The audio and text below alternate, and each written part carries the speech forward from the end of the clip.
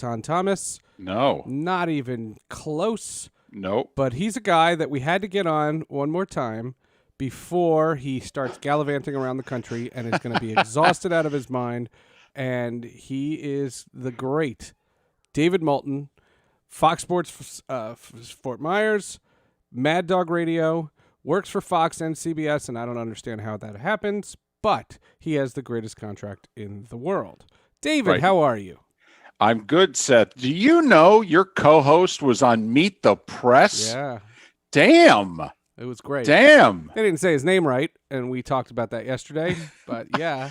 I But mean, it wasn't as bad as his appearances on MSNBC, where I don't understand if the anchors even have something in their ear to correct them when they butcher his name. They He do. was Eaton? Now, it's not a hard name. It's not. I can understand Eton. It's really Eton. It's like baton without the B. right. He said that to me 6 months ago. Well, and not only that, I'm sure he has said that thousands of times in which his life. producers or anchors, somebody said, hey, how do you pronounce your name? And he goes, Baton without the B. Like Without my the B. last name is Moulton. I always say to people, Moulton as in lava. Lava. Got it. Because And it's when I got lived two in O's Seattle- and a U, it doesn't Right. look like Moulton. Right. Right. When I lived in Seattle, I could say Seth Everett like the city. Bingo. People knew it. You say that in Jersey, no one knows what the hell you're talking about. No. No, they do not. So first off, I was impressed, and because He was great, right? Well, We can and talk about it. he's doing all these big time interviews, and I keep texting you, going, man, good luck holding on to him. good luck holding on to him. I mean, I have know to plan friends and all that. I hope you've got a plan B, because I think he's going to have one someday. I think Gonna move on from you. I think that he should work. He should work for one of these networks. Like I think Totally. he would. He should work for one of these networks about social justice in sports, and I think those are his expertise. And he has a political slant. He's done political podcasts, and he's much more political than I've ever been. And I've never done it on a show, and he's brought it out of me. Well, CNN has hired the former Eagle, now Saint, is still active, and that's what he's doing. He's doing social commentary while still an active player. I mean, Bob Costas has been hired by CNN to essentially be a social/sports commentator on whatever it is they call him up about. I'm stunned, know. actually. He has to do two things. Well, first of all, I convinced him to upgrade his internet, so that was NBC. You're welcome. That was the first thing. Secondly, when he told me he was going to be on Meet the Press, I said, "Please tell me you're pre-taping," because that's all I would need is buffering on Meet the Press. I watch Meet the Press all the time, and if that was buffering, I would have cried. But then he did an interview on, I think it was the Thursday before, with Hallie Jackson, who I love. I love, and not just because she's gorgeous. She is amazing. She's amazing at her job. She's a White House correspondent for NBC, and she's got a 1 hour show, 10 a.m., I think it is, on MSNBC. And she said a ton correctly. And I saw that because he texts me whenever he's going to be on. And I saw that, and I said, how do we not have Hallie Jackson on this show? And he's working on it. Okay. And she's busy. Yes, she is. I mean, so busy, in fact, she didn't do her show for months. Yeah, I know, because she's been on right. she was on the campaign. Exactly. Right. During the primaries, she was on one of them. Mm-hmm. And she's amazing. And I liked her, and I like Chuck Todd. Chuck Todd, what Todd didn't understand is why Chuck Todd gets vilified in the media. Oh, you want to talk about a guy who's got bad Twitter? Chuck Todd is like one of the top 5 you can't suck enough on Twitter guys. Right. And I mean, Chris Collinsworth might be number 1. Okay, but Chuck Todd's in the top 5. It is. And part of it is the nature of the job, how he got it, because remember, Tim Russert died. And David Gregory got it, but they didn't like him. They didn't like Chuck, him. And he was supposed to be the director and Yes. and the coordinator, and David Gregory was going to host Meet the Press. And I always liked him. I like his personality. I think he's pretty on the fence. And I know NBC has this slant that they're all left wing, but I don't Although think. the irony is Lester Holt's a Republican.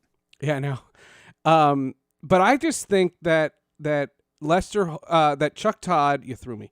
That Chuck Todd can't take a stance. Like he doesn't. He tries to be an equal opportunity critic, and so he pisses off the left wing because he's doing it to make sure that he's equal, and the right wing can't stand him anyway. He's in literally a no-win situation. Right. Nowadays, the public has said you need to pick a side. Pick a side. You need to make sure that your positives and negatives are close to 50%. If you try to be a moderate independent, your negatives are going to be 85. I hate that because I have been so in the middle my whole life. My adult life, I've always been in the middle. And I hate that because I feel for safety. And I've lost about 500 Twitter followers because I write things about safety, not politics, safety. And I am called a left-wing anarchist. I have been called a socialist. I've been called a communist. I've been called all these things because I care about safety, not who wins. And that's just on our show that you've been called that. I mean, that doesn't even count all the other shows, right? I get that. No, and I'm all about safety. That's all I've been about. I have no problem with Republicans. I voted for Republicans, not for president. So have I. I have no issue with Republicans. I have no problem with. It's the right-wing nut jobs that I'm weeding off my Facebook. But getting back to the fact that they mispronounced your talented co-host's name. Yes, there are people who are always, when you're doing television, you have an earpiece and someone in the control room can always talk to you. Something can go wrong. Some breaking news. We have to stop this. We have to go to something else. There's always some way for somebody to tell you, shut up. Always. You have to have There's people in conversations all the time. Right. And they're always talking to you, and they're always like, I would. The fact that someone couldn't say it's a ton. It's nobody. A ton, as in a ton, but a ton. How did it not? Right. That I don't understand. I don't understand. And I've been using my tech to help record them for him. Like I made hard files of these things for him, and Streamlabs, you can do that. And I did that, and I actually played the segment on our show yesterday. And I've seen it again, and I watched it again, and it just dumbfounds me. But what it has impressed me a lot is the way he has simplified the whole thing. And if you listen to a Tom Thomas and still think that the protests don't make any sense, I don't understand. And he stays up at night when there are shootings. He is stuck because he's scared for his children. And he worries about his son, and he has this talk, and I can't even emulate it because he does it so well. But what he says to his children about what to do if you are ever stopped, and how different it is than what I will say to my daughters, and how different it is for you. It's so different, and I didn't know that. And my best friend was black, and we never had that conversation. Well, and there are a couple of things that have happened here in the last couple of weeks in which, because I happen to live and work in a very politically charged part of the country, very red. And so the Black Lives Matter movement is not very popular where I live. I know. Movement. I know. Okay. Now, the message, the cause, if you will, does have support, but the movement, whether it is or not, it's politicized, and down here, it's on the wrong side of the tracks in terms of its politics. Okay, and so we've had some delicate discussions here in recent weeks, but I tried to say to our audience last week, I go, when Doc Rivers is crying, saw that? I go, Doc Rivers has had a good life. Yeah. Doc Rivers is an educated, man of the world, if you know what I mean. Yeah. And when he is reduced to tears, and when he says through tears, how come we still love America and America doesn't love us? I go, think about the pain that a person must have in their soul, to show that kind of pain and utter those words and mean it with such heartbreaking sincerity. I said to people that's something that really should stop you in your tracks. Forget what you watch, forget what you hear. That is a grown ass man who's done really well. He is in the top 2%, ladies and gentlemen. Right. He should be. Right. His finances would be helped if there's a Republican in the White House. And just his success in life and everything. And for him to have that kind of pain. Yeah. Okay. That was a total stop you in your tracks for me anyway, and go, listen, I thought I understood, as best as a middle-aged white guy could. Yeah. But that's actually a level of pain that, that's someone dying and you're kneeling at their casket pain. It was moving. It took my breath away. Yeah, no, I hear you. And I thought the vitriol against the NHL was wrong. They're totally isolated up there. They're not hearing everything. They got a bad break. The first game started at 3:00. Right. They didn't know. Bucks didn't walk off till 4. And did Alain Vigneault say? I think it was Alain Vigneault, and correct me if I'm wrong. Say I shut my phone off and I don't check social media. I didn't even know it happened. Somebody asked him in a post game press conference, he said, "Why'd you play?" And he goes, "Why wouldn't we play?" Right. He's not racist. What you're talking about. Right. It was 6:30 Eastern. He had no idea. Game started at 3:00. The Milwaukee Bucks didn't walk off till 4:00. Yep. And had no idea what was going on. I thought that was ridiculous. And Atan even said it, and we talked about it. Did they get pressured into taking off? Probably. Yes. Well, probably they did. Two things happened there. One, apparently one of the 4 teams that was scheduled to play Thursday, the Vancouver Canucks, were indicating they weren't going to play. And so then once that happened, it's kind of like, and the NHL's own diversity committee had Wednesday night and Thursday morning had said, I think we missed the boat here. Yeah. And the NHL tried to say, well, we were already playing. Right. They did nothing wrong. It would have been real easy to stop beforehand. Of course. Right. No, I thought they caught a bad break. The only team during that whole experience that made a critical error were the Mets, because they aired that private conversation with Van Wagenen on Mets.com. Well, and Van Wagenen is still employed, but the guy I'm sure that left the stream up is probably out. Probably. And that's weird. Because probably. Did Tom Brenneman and Mike Milbury not teach you that there's a mic on and there's a lot of people that hear you? And how Brodie Van Wagenen doesn't know that is beyond me. And I don't know him. I know all the other clowns that work at that organization, but not him. And that was offensive. What he said was ridiculous. What happens, by the way? We get a sale here and they get rid of your clowns. They're going to get rid of all my clowns. I know. Right. You're going to change your tune? For Cohen, maybe. If it was A-Rod, no. For Cohen, maybe. And we're going to discuss. I'm going to call Daryl Hamilton's brother, and we're going to have a little conversation. I'm going to try to get him on the show because when Daryl was extricated from the Mets and he had his big fight with Phillips and Valentine, he said, and he was adamant, I'm from Baton Rouge, Louisiana. I believe in hexes. I put a hex on this team. Right. And when they lost in 2006, he was like, do you have any doubt that the hex lives?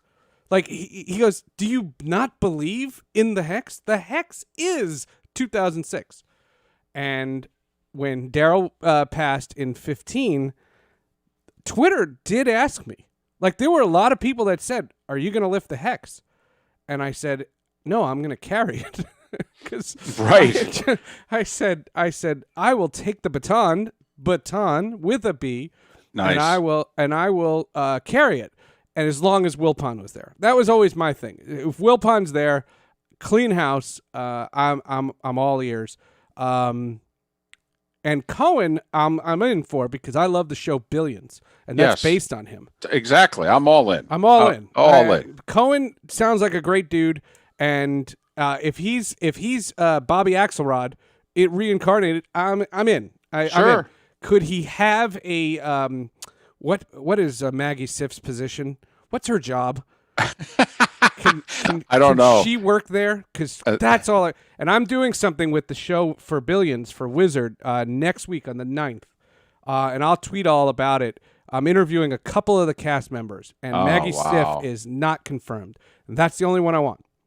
I don't care if Nicholas Brody, whatever, Bobby Axelrod, whatever the hell his name is, because I still think he's Nicholas Brody from Homeland, but he doesn't have to be there. She has to be there. That's it, because she's easily the best thing on that show. But yeah, Steve Cohen is the Billions guy.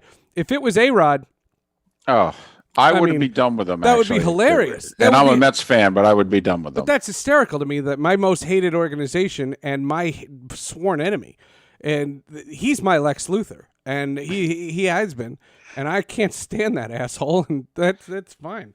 That was funny, but the Van Wagenen thing was the only thing that bothered me from the whole thing. And like I said, if you go to the Twitch stream, it's in the very beginning of the archive from yesterday's show. You see a Tan's appearance on Meet the Press, and it's gold. It really is gold. He was great. Sue Bird was great. How the hell do we not have Sue Bird on this show? I want to hear about the WNBA bubble, because we had people from the WNBA bubble when there were rats in the hallway. And supposedly they have upgraded a couple of things there for the ladies, and I just want to hear about that. And that's my only concern, is because they spent so little on their bubble, whereas the NBA spent all the expenses on their bubble. Correct. And that's my point about hockey, is it's expensive to keep these guys isolated. So to cancel a game for something they didn't even know about, it's inconceivable. They want to get out of there. And those players, they'll say, I'll march when I'm out, but get me out of this thing. I want to see my family. I want to go home. These guys are completely isolated, and I don't know about you, but it feels like it's been going on for a while. I know, and it's actually only been a month. I believe the first hockey game was August 1st. It feels so much longer, right? It feels so weird that I watched hockey in the U.S. Open last night. I watched hockey in the U.S. Open last night, right? And that was so strange. And the virtual fans at the tennis center, they're trying, but what they're not doing is no fake crowd sound. Love it. Love it. Love it. Love it. I'll tell you, it's the first sporting event in which I've truly missed the fans. The U.S. Open without fans, I think, is very weird, because the U.S. Open is very, it was the rock and roll of tennis. That's the best. I mean, that's the thing about New York. Yes. Have you been? Oh, yes. And I go back to, pre-Arthur Ashe Center. I saw McEnroe beat Lendl in the 84 final there. You're when older it was. Than me. No, I'm just kidding. Yes, I am. So, yes. But, that's the thing about New York. What's the legend of the U.S. Open was not only Super Saturday, when they had the two men's semis and the women's final jammed in the middle, the greatest day in tennis. Yes. But the other part that made the U.S. Open so unique were the night matches. Oh, the best. Okay. Yes. And, and Connors falling behind 2-0 to Patrick McEnroe at stands, and the crowd feels every point, and it's until 2 in the morning, and they're feeling every point. Right. I love it. And they're going to take the, they're hoping to catch that last train, to head back into the city. And then they're trying to decide, do we just go to work, or should I actually try to go home and change? And that village that they've built there, I don't know when the last time you were there, but what they have built there, it is a palace. It's in the middle of Queens, but it's a palace. It's right next to Citi Field there, but yeah. It's weird. It's very weird. And they didn't know they were going to pull this off, and they're doing it. And Djokovic said the right things yesterday, and I saw a little of Osaka, and then I was watching double overtime with the Bruins and the Lightning. That was amazing. And I got up at 4 a.m, so I'm like on speed right now. And you get up super early too. What time do you get up for that show? 4:51 a.m. is when I get up every morning. That's I don't know about you. I have a rule about overtime. You have to make a call right before it starts. You're committing or you're not. Right. And like last night, I was out. No, I rarely am out. I totally agree. But, I thought when Boston had the power play to end regulation, and when they didn't score, I thought, it's going to come back and haunt them. Yeah, totally. And Boston, look, they had a lot of high expectations. Their goalie took off on them. Yes, he did. And Tampa is great. And everybody's talking about the Fakakta Islanders, and I like the Lightning. I say Lightning in 6. Oh, the Lightning will, and I've Yeah, the Islanders have nothing for the Lightning. They really don't. Yeah. There's nothing the Islanders do really better, except coach. There's nothing the Islanders do better than the Lightning. And the Islanders don't have a goalie that can steal a series. He can steal a game. He can steal two. He can't steal a series. Vegas and the Lightning will be an amazing final. It will be. Nobody it will will be watch a great. No one will watch it, but we'll watch it. No. Yeah. Not at all. It could be on C-SPAN, but no, it'll be great hockey. And, I've said this. I don't know if I've ever said it to you. Hockey to me is the way I explain Prince. I'd never tell somebody, Prince is the greatest, and you're dumb if you don't know that. I'll never say something silly like that. What I'll say is, go see Prince live, look me in the eye, and tell me it's awful. I dare you. And no one ever does. And it's the same thing with hockey. Go see it. Go see it, hopefully in person, but if you're not, go see it and look me in the eye and just tell me it's awful. It's great. And it's my favorite sport. It's been my favorite sport for decades, but it's my favorite sport. And no, Sloden, you cannot see Prince live now. I get it. Yes, but we get it. You can on YouTube, and Montreux 2009. Find it. It's there. It's the best live performance. And that there's that. And so I was engrossed in hockey on August 31st. It was hockey. It was Cobra Kai because my wife is watching it, and because I saw it 2 years ago, and the U.S. Open. And I watched Osaka.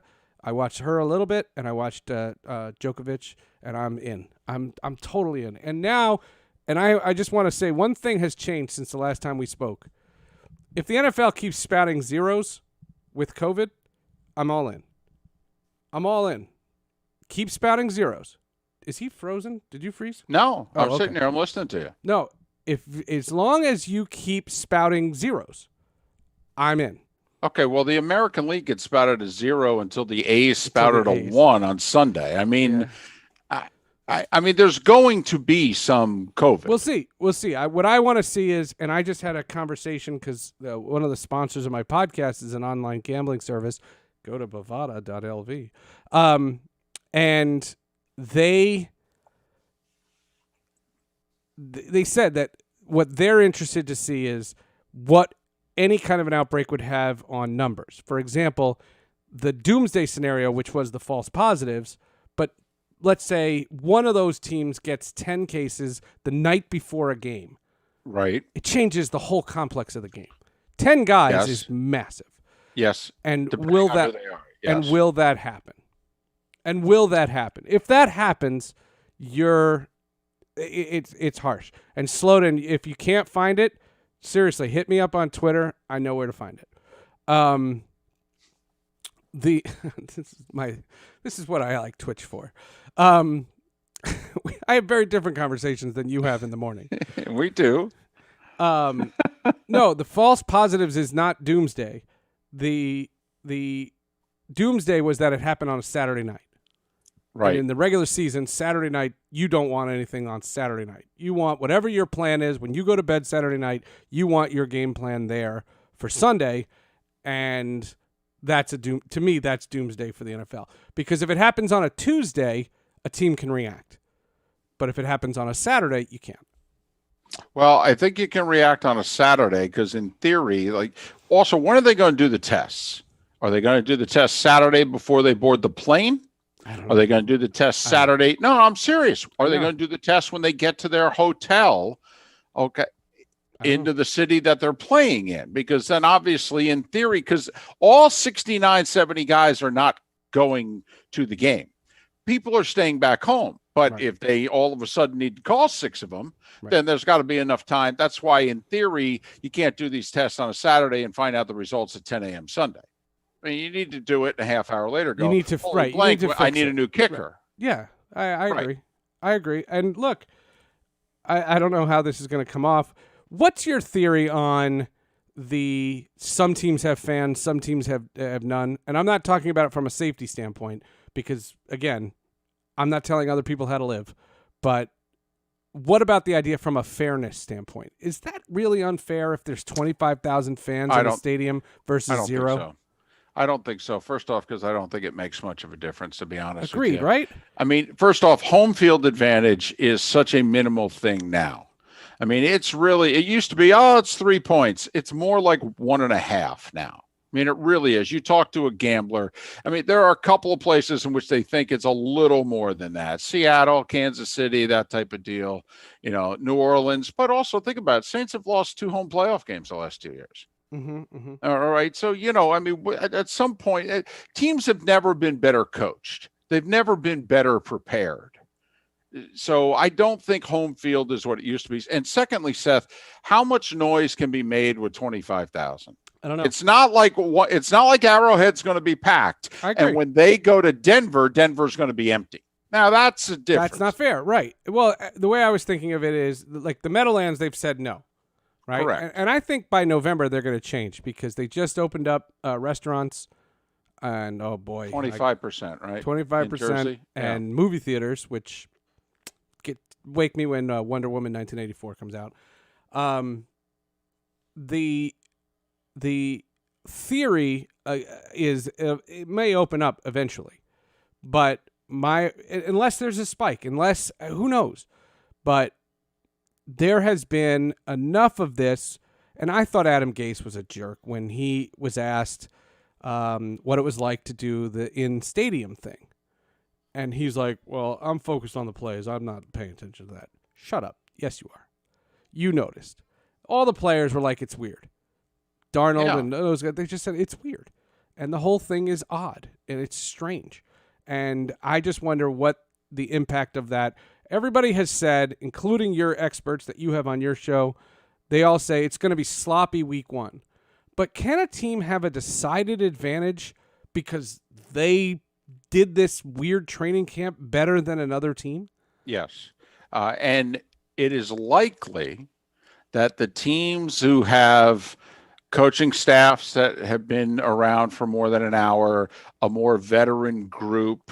But it's interesting. Bill Belichick did an interview yesterday on NFL radio in which he did. He did? Wow. Yes, he did. The times they are a-changing. And he said, Zoom has made me a better coach. He said, I feel I'm a better teacher because of this offseason than I was before it. He goes, I have learned things, and it will make me a better coach going forward. The Zoom. And I think we've all had this debate and discussion. What is it we're going to take out of COVID and change things for the better? We hope, but some things may change for the worse, but it's convenience, save money, etc. And Bill Belichick actually said there are going to be some things I have taken out of this offseason and I am going to do more of going forward, and it will be by design. Like not cheat? Well, I'm thinking it was. It was. I threw it in, and that was slow pitch. It was underhanded. That wasn't even, You just lobbed it right out there. That wasn't Jenny Finch there. That was, that was recreational. Illegal pitch time. Right. I think you're right. Connor McGovern today. I actually have that. I could play that on this show. Connor McGovern said he hates it. Hates it. He said he doesn't like it. He said, I'll tell you exactly how. We're getting all the plays. The coaching staff's doing fine. He said, my favorite part of training camp is making fun of people and laughing and making comments like that. Yes. And he goes, you don't unmute your mic to do that. He was very, you want me to get it? I have it.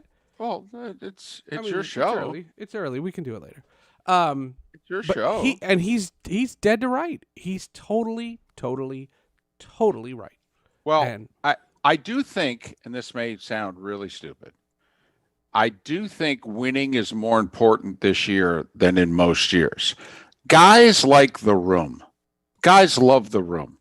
And you can still have a good room and be 2-5. As a football team. But like the guys you're with and, you still love coming to work every day and what have you, we're just not winning. We just got to turn it around. But now I think winning's more important. Like what the Jets did last year when they were 1-7. You know how hard it's going to be for a 1-7 team in this COVID year?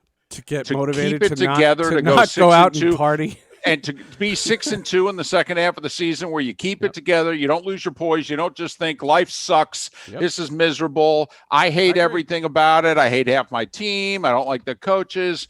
I think winning is more important this year for the room. I really do. I agree. And, because guys like what you talked about, they're just not going to be like all of us. How many of us are enjoying life and the pursuit of happiness as much in 2020 as we normally do? Even if we're doing better, which I know is not the majority, but there are some people that are doing fine. We're doing the same. I mean, I'm able to do everything from this chair, so I like it. I totally understand what you're saying. I don't know. The thing with Adam Gase, though, is he has a better team. They're definitely a better team. He's going to finish with a worse record. They have a harder schedule. They have a harder schedule. Much. And they go to the West Coast twice in 13 and 14. They're no. They're not going to win those games. And I don't know. I think he's out. But I don't know. And I feel weird because I've told you the story. I haven't met him. Right. You're covering the team and you have not met the coach yet. No, and You're covering the team and have you met right. And you were supposed to meet him. You were supposed to meet with the general manager. Joe Douglas and I. Right. And the plan was this guy, Chris, who's been with the team for a long time. And I used to be very friendly with the former president, Neil Glatt. And those guys, and I have history. I met my wife because of the Jets. I know that. The Jets are a big part of my life. Jay Feely, who, speaking of politics, he's had a couple of weeks that has not involved Meet the Press, but he was at the RNC. That's what also, once you go golfing with a polarizing president, it's game on. Well, and he has been in my house, and you want to know the nice thing that Jay Feely did? Jay Feely and I used to do this radio show, and we would pre-record it because we would record it at the Jets facility. I think we recorded it either Thursday or Friday. Probably Thursday, because Friday they could travel, depending on where they were going. So Thursday. And it's so funny because the media relations people are still there, and they remember I used to go into rooms that the media wasn't supposed to go in, and we would sit down with Darrelle Revis for an hour and record a show with him. And Darrelle Revis and Mark Sanchez and Rex Ryan and all those guys. And that's post meeting my wife. So I have long history with the Jets. When I took this gig for SI, I hadn't even taken the gig yet. And I had asked my friend Chris, I said, can I come down to the facility and just meet Joe Douglas and Adam Gase? Can I just get a chance to know? So they can put a face with and the so byline. You know me as the person that I am, not because of who I'm writing for or what I do. Just know me for that. And his kid had a dentist appointment. And his wife asked him to take the kid, and that's why he canceled. And I can't believe that 5 months later I still remember that. Because who knew that Rudy Gobert would test positive? Right. And the next thing you know, it's going to be 6 months in a week. 6 months. That it happened. Yeah. Because it was March 11th. So September 11th will be 6 months. 6 months. Yep. That's crazy. Why do you know so much about Debbie Gibson? I don't. I saw a short segment last night on Entertainment Tonight. My wife and I don't know if couples, my wife is a flaming liberal Democrat. Okay. So she is full of rage right now. Of course. And it just, my mornings while I'm having breakfast are her raging about society at large. Uh-huh. All right. She comes home from work. She's a therapist. It's good that she lives in Fort Myers. Right. Well, yes, which really helps. So, right. There's no one she can talk to that, isn't, got a Trump 2020 sign. Oh, yeah. And so then she's a therapist. So she's got, all her clients' problems that she's, a big sponge and she's taking on, right? And she comes home and right. So morale's real high in the household right now. I mean, I'm just Switzerland. I'm just taking it from all sides. Okay. And just hoping not to be kicked out of the European Union. I mean, that's what I am. Okay. But so I've said, listen, I can do an hour of news. We can do local from 6 to 6:30. You pick whichever one, 6:30 to 7. How about we just rotate? And so we do. A couple nights NBC, a couple ABC, a couple CBS. We don't care. All right, and that's our news hour, and then there's a local affiliate that does Family Feud. We do a half hour of the feud. You know why, Seth? The feud is fun. Okay, the feud is fun. Steve Harvey's a little goofy. Steve Harvey, is that who? Okay, right. And the feud is fun. You can play along with them. Okay. Oh, I can't believe they couldn't say, how could they not answer that? Right. And then it's Entertainment Tonight because my wife needs her Hollywood gossip. Ah, okay. Okay. So that's our 6 to 8 Eastern routine right there. Okay. There you go. An hour of, the world sucks at large, half an hour of fun, half an hour of gossip. And last night, all right, for the most part, it was a remembrance of Mr. Bozeman there. And then it was, it just kind of, and Debbie Gibson was 50 yesterday. Yes. So they did a little thing. She's in Vegas now and this, that, and the other thing. And so that's... she's great. And so, it goes all the way back to, I think her first hit album or whatever, she was 17 or 19. Younger. I want to say younger. I want to say she's under 17. She's 16 at best. She comes out with her first record, Out of the Blue, and she wrote Only in My Dreams, and she was really young, because so is Tiffany.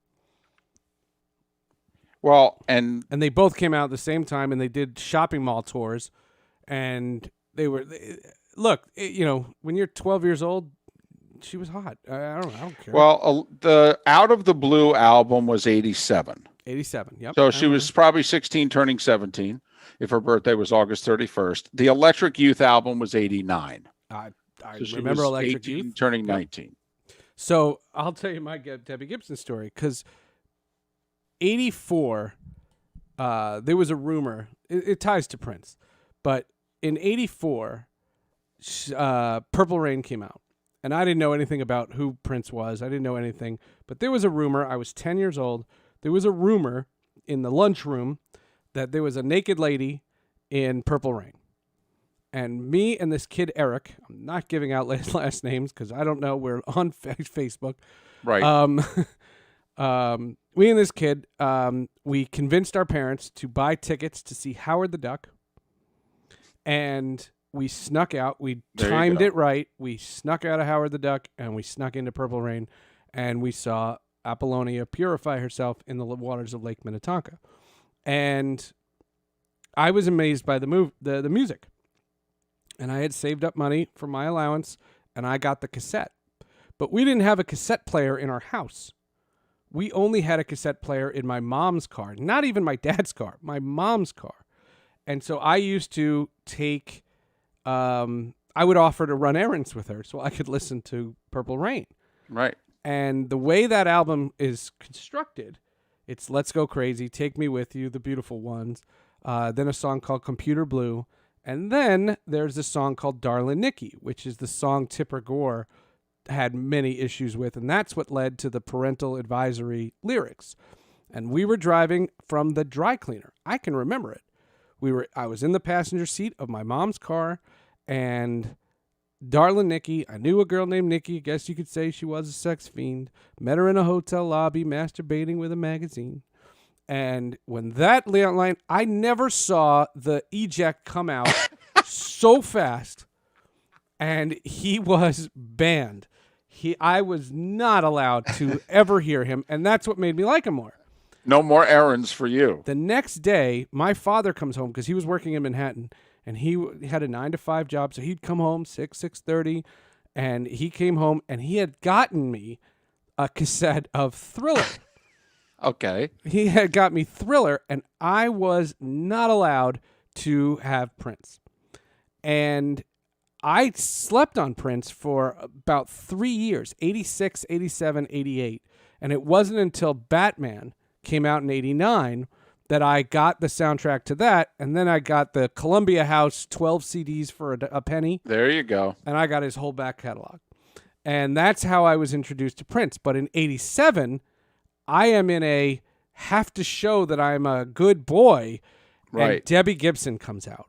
Sure. And I liked her, and I still like her. No, I'm not embarrassed to say it. I liked her. And my mom got us tickets to Radio City Music Hall to see Look at Debbie that. Gibson. That's my first concert. Really? My first concert is Debbie Gibson. That's why I said I have a Debbie Gibson story. And and that's not even the funny part of the story. But yes, my first concert was Radio City Music Hall, Debbie Gibson. Now, great venue. That summer, so the summer of summer of 89, because it's from Electric Youth, this story. There was a girl, I was 89, I was 14, and I was at a teen tour camp. So like you met at a parking lot and you went to like the beach one day and then you went to the zoo another day and you went like that was the camp. Gotcha. And the big overnight was Lake Placid. I remember we went up to Lake Placid. That's a drive. It was cool, but boys and girls are on the bus together and they're flirting, whatever. And there was a girl, her name was Jill, and I remember this because I'll never forget it. But her thing was she sang. And she was in chorus, and she was a singer, and she wanted to be a singer, and this was her thing. And in the camp, we had like a camping trip. She told everybody that she wrote a song for me. And it's a song called We Could Be Together. And we were amazed. We all fell for it. My friends, amazing. And I dated her. Like we made out, like whatever. Right.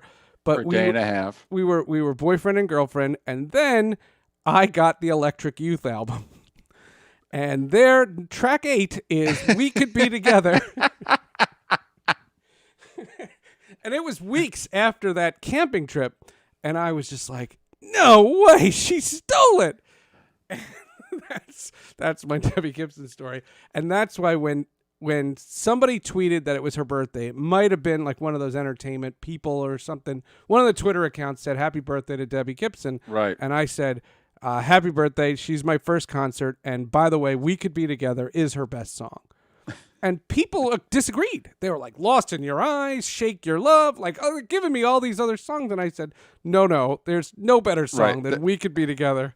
That is the ultimate song. And I laugh every time I hear it. And after last night when I saw it was her birthday, and this morning when you guys brought it up, I played that song while I was doing my work. And that song cracks me up. That's great. Isn't that a great story? That is. Yeah, Debbie Gibson, my first concert.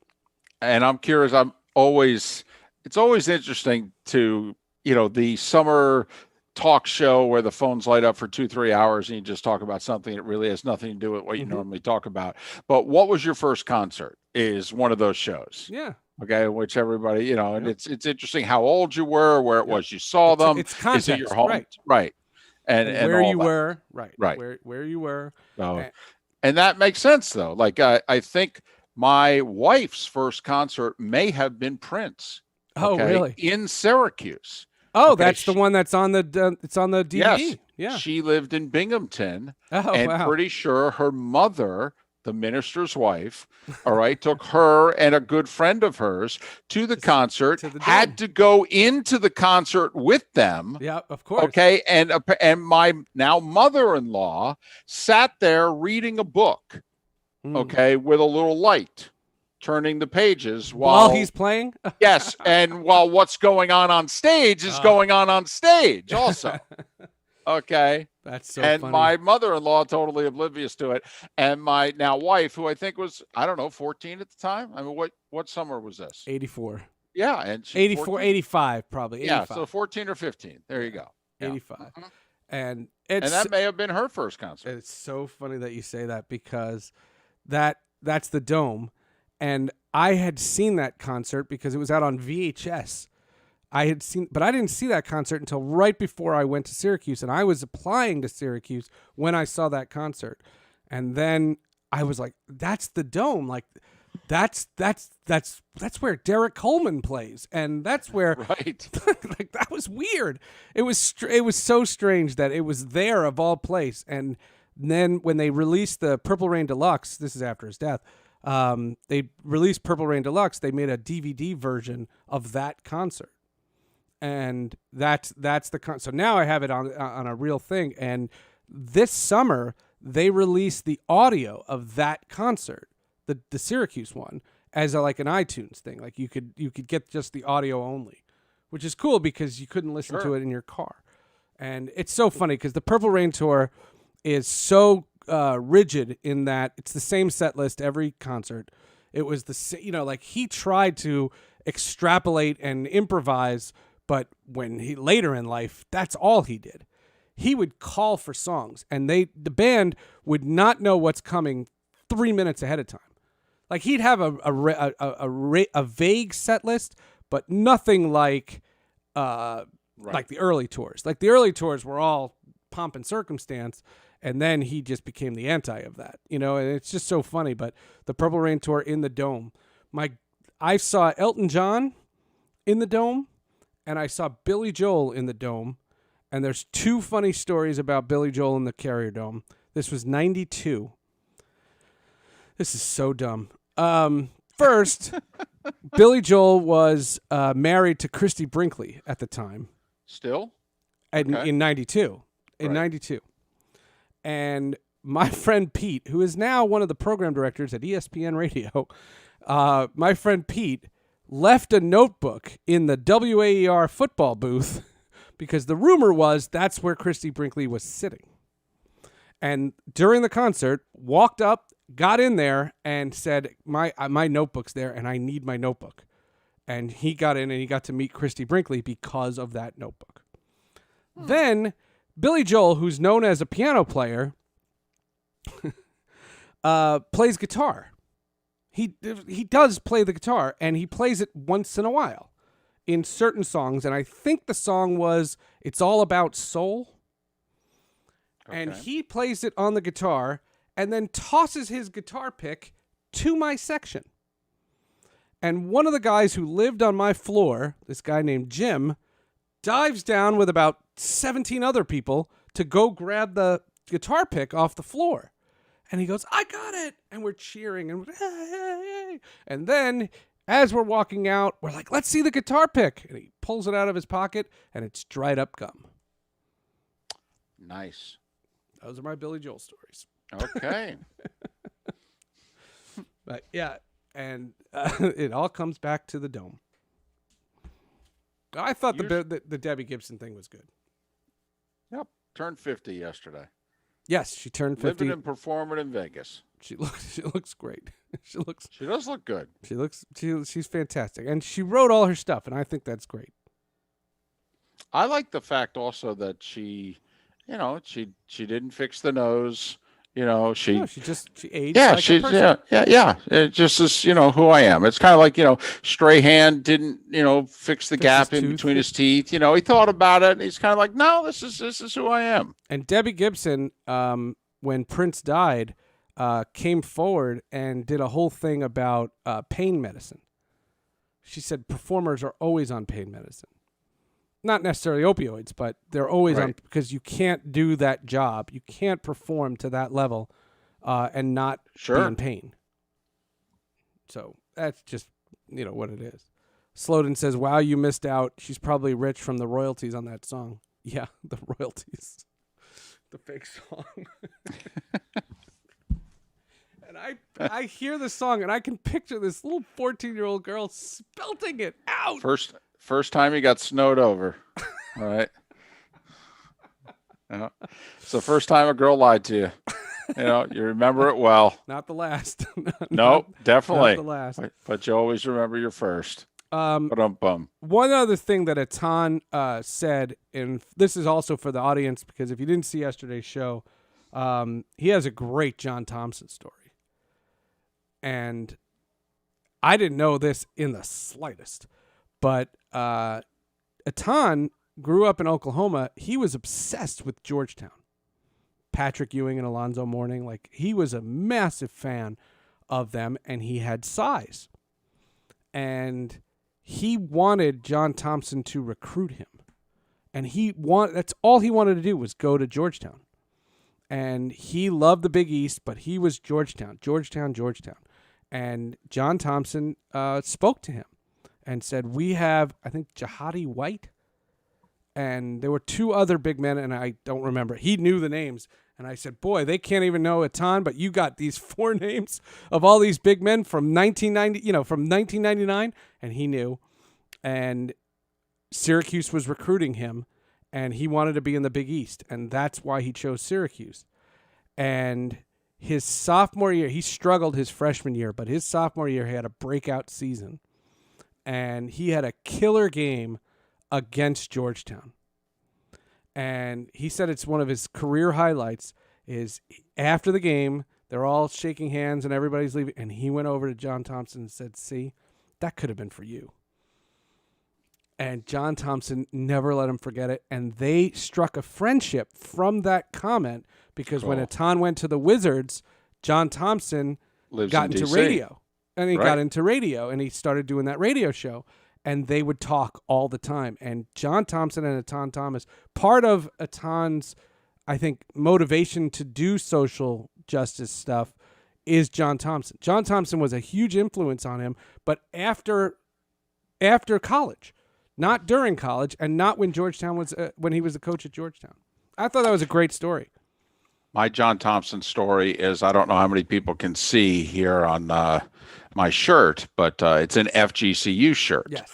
And you may remember 7 years ago, they were, Dunk City, and the first 15 seed made the run to the Sweet 16. Well, John Thompson was calling their games on Westwood One. Well, if you remember, in the first round, they beat Georgetown.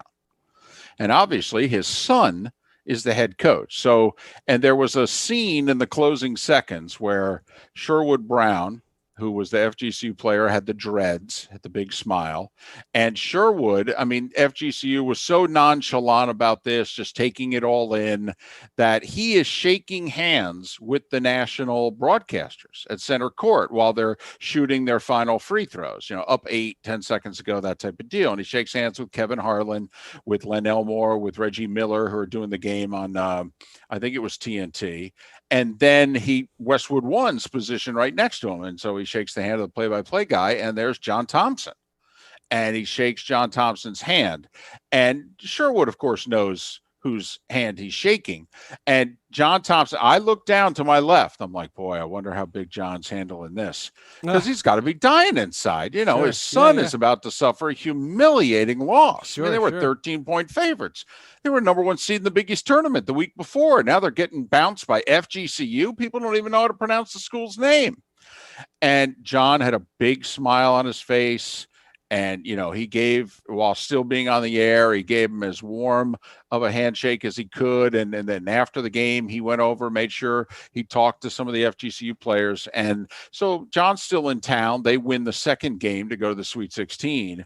And afterwards, John Thompson made sure to talk to the point guard, Brett Comer, who's now part of the Dayton staff. And Brett said it really meant a lot to him. And John Thompson reportedly said to Brett Comer, hey, I've been watching the Big East all year, and you don't take a backseat to a single guard in that conference. And so that John handled that, they just a really humiliating loss for his son and all that. And John could not have been just more giving to everybody associated with this little program that was an hour old. He seems like a hell of a guy. I met him twice, but not anything spectacular. He let us kids do an interview with him, and I think there was 3 of us, and that was neat. I was a sophomore, I think, and Georgetown was at the Dome, and he was there. So it's 93, 94. And he was just really nice, and that was cool because we couldn't do that with Boeheim. Right. So we were, and here you are doing it with John Thompson. Right, and we were thrilled. That was a big thrill for us, and that was kind of neat. And then I want to say 16. It would have to be. I was at Westwood One working the Olympics, and that's the dumbest thing is I do it from a little room with no windows, and I could be in Pyeongchang or Rio or 57th and 10th. It's nothing. But John Thompson was there to record some stuff for Westwood One, and he just was nice again. And I didn't have a lot of time because I was on the air, And it was just another thing. Nice to meet you. And he goes, nice to meet you. And I said, I think we met when I was a student at Syracuse. Oh, you broadcasters, like that. He just made some comment. He couldn't have been friendlier, and that was it. That's my only connection to him. But I wanted to have, and I made sure Atan was a part of yesterday because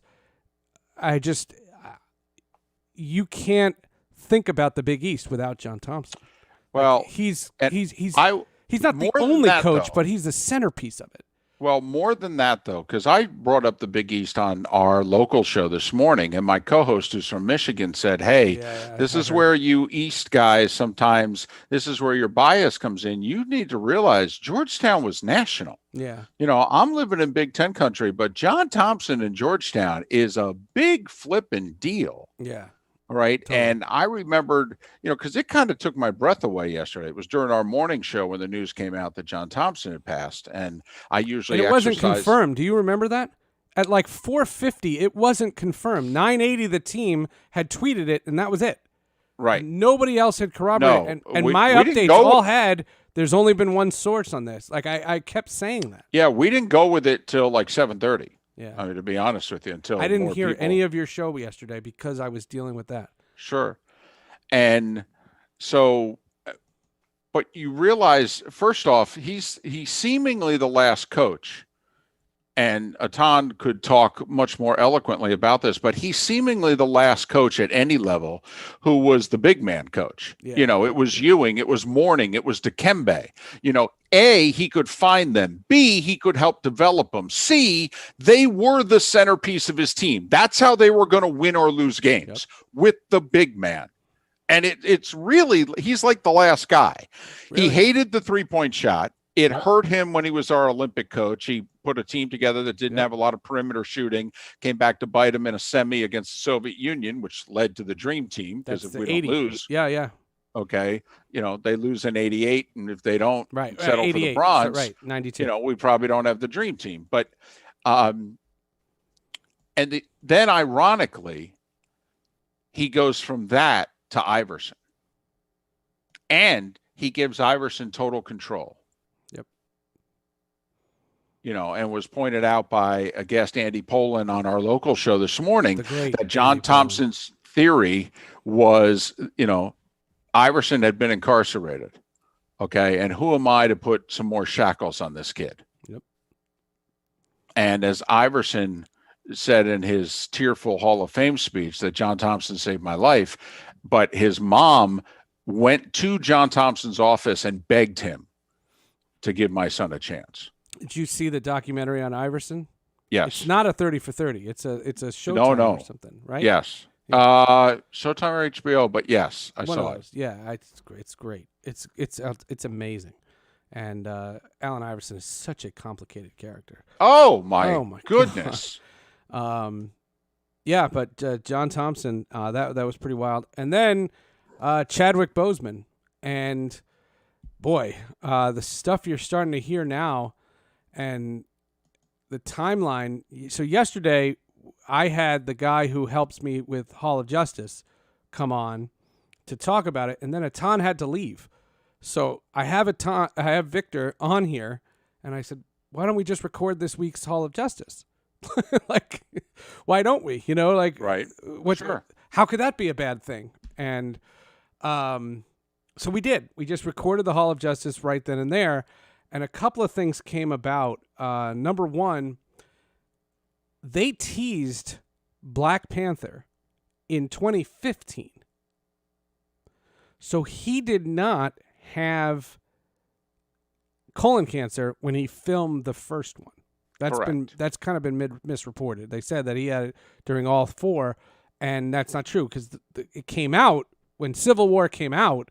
He had it, or probably in that year he got it.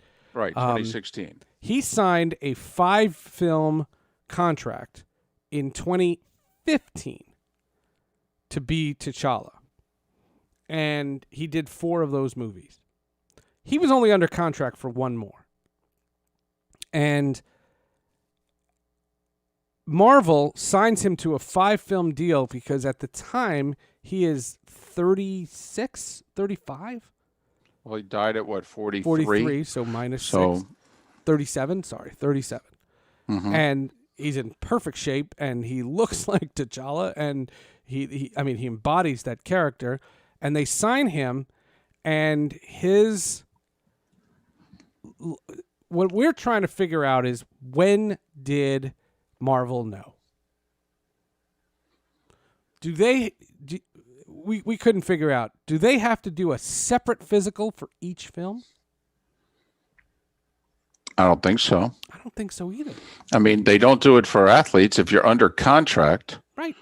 No, that's not true. You go for a physical when you show up for spring training. Well, that's true. You do go for physicals. That's how Magic found out he had HIV. Correct.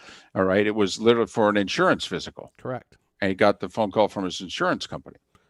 So could he hide that?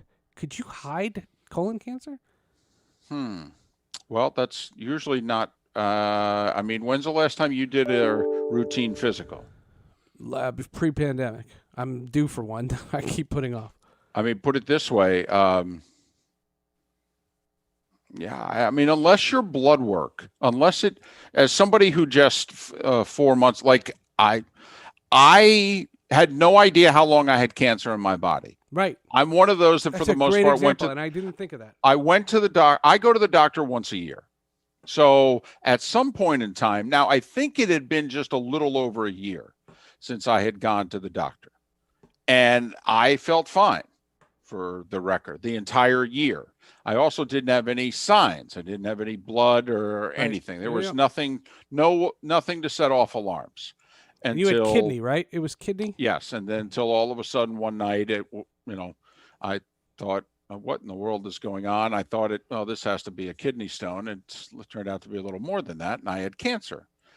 It was removed 5 days later. And as of now, they think it's out of me. Well, hope so. But the one thing they did say, before and afterwards, they're like, your white and red count is totally messed up. It's going to take a while, even though we think we've got it all, to even it out. So my guess is they knew. At some point they knew, because his white blood cell count was probably too high, and they're like, something's going on. They filmed Endgame before Infinity War came out. So probably the last thing he filmed was Black Panther.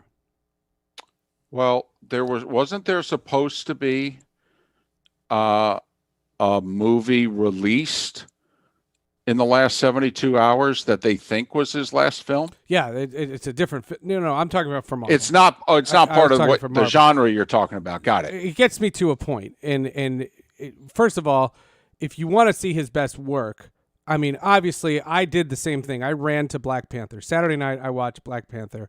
I laughed at all the cable idiots who saw it. They were tweeting on Sunday night because it was on ABC. Correct. Like, this is a movie that made $1 billion, was on Netflix for 4 years, and now is on Disney Plus.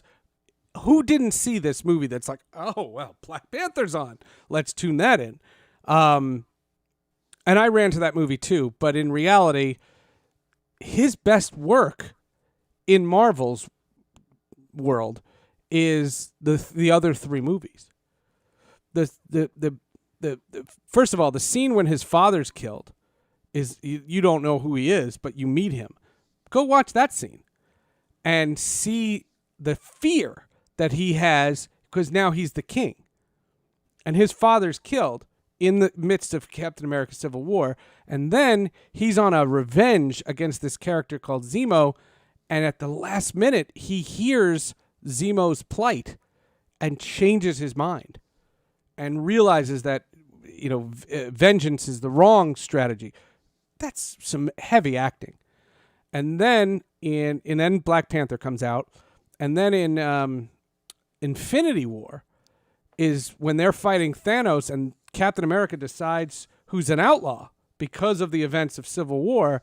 And don't forget, Wakanda is where they have all the vibranium. And I have officially lost Moulton. No. I'm looking something up, actually. No, it's okay. But the point being is Chadwick Boseman has this speech of, all right, this is our plan. This is what we're doing. you're going here, you're going here, you're going here, and get this man his shield. And that's the first time somebody had said something nice to Chris Evans, because remember, he was the outlaw from Civil War.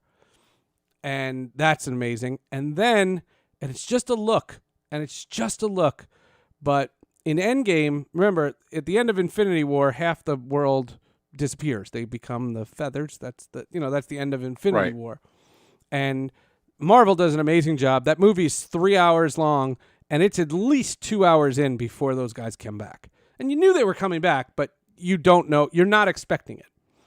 And that's hard to do, considering the whole world knew that Black Panther had just made $1 billion. Like, there was no question that Black Panther was coming back. And he comes back, and there's this massive scene. Andrew writes, I was just typing, he lost Moulton at Civil War. Come on now. I was looking something up to add something to this when it ends. Come on now. And the big scene, and Chris Evans is having the fight of his life, and you can tell he's bruised and battered, and he can barely stand up. And all of a sudden, these little glowing lights come in, and they're teleporting in. And the first guy you see is T'Challa.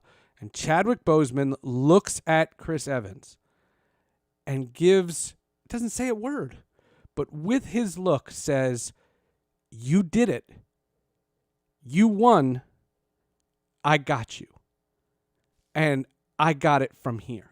You know what I mean? Like, it's this amazing moment between these two characters, and the only person's eyes you see is Chadwick Boseman. And he's not wearing the little mask. He walks out, and it's the first time you see him, and it could be the look. It's just a look.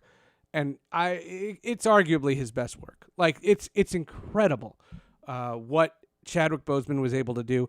And then you realize that not only did he play this iconic hero, but he played Thurgood Marshall. Yes. He played James Brown. Jackie Robinson. I thought Floyd he was Little. terrific. I thought he was terrific in Get On Up, the James Brown movie. The James Brown movie. Yep. Because James Brown is also a complicated character, and I thought that James Brown was very different decade by decade.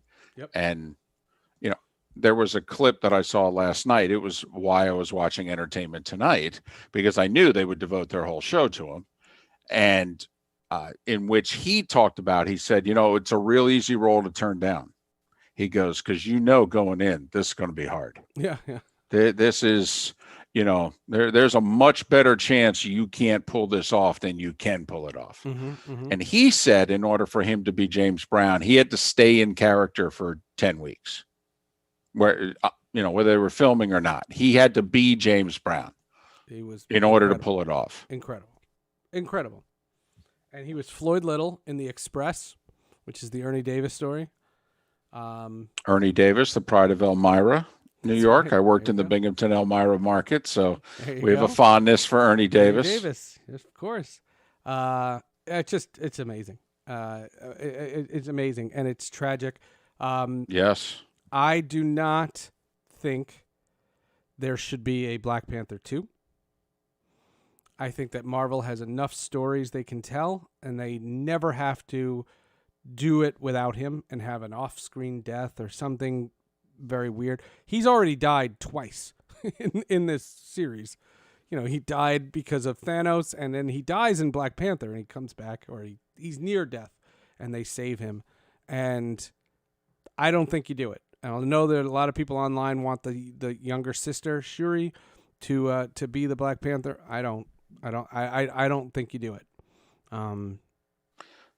What usually wins?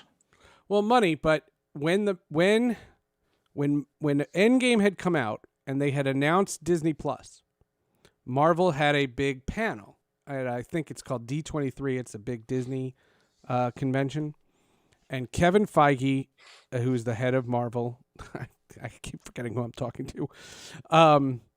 Kevin Feige, like, you don't know who that is? Kevin Feige came out and they announced Phase 4 of the Marvel Cinematic Universe, and they were incorporating Disney Plus into it. And I remember the Eternals and the new Thor movie and the Doctor Strange movie, and nothing about Black Panther 2.